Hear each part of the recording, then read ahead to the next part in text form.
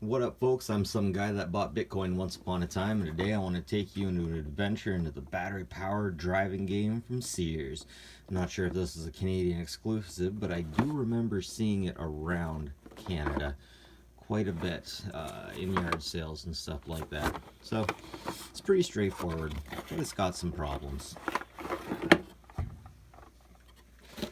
One thing I noticed pretty quickly off is made in Japan. Made in Japan usually means something, and that's a good something, especially back in about, what was it, 1982 when this was made? I believe it was 1982. Anyways, 2 AA batteries, and then power on. Now, if you'll notice, these cars aren't moving up and down, and it seems to say I have collided with something.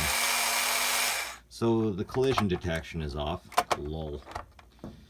I've already taken this apart. This is basically what we get at.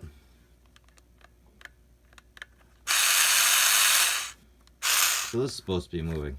These are supposed to be moving. First thing I'm going to do is I'm going to get a little 3-in-1 oil on a Q-tip, and I'm going to lube this up and see if that's what I'm supposed to do. It's still very intriguing, very simple, very straightforward, very nice architecture here.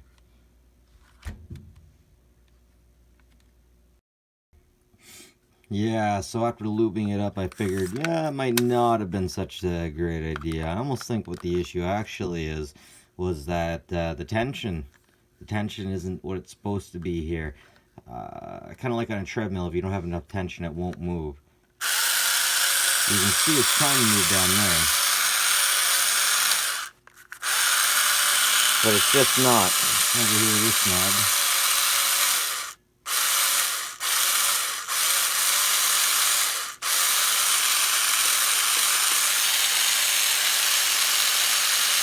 Yeah, so it might take me a bit longer to fix than I thought. So I'm going to put the sucker back together for now and put it on the shelf until I got a bit more time to get at it and see if I can find a way to get more tension back in there. Possible I over-lubed it. Actually, that's probably exactly what I did.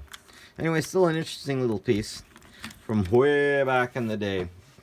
Battery-powered driving game from Sears, the home brand of Sears.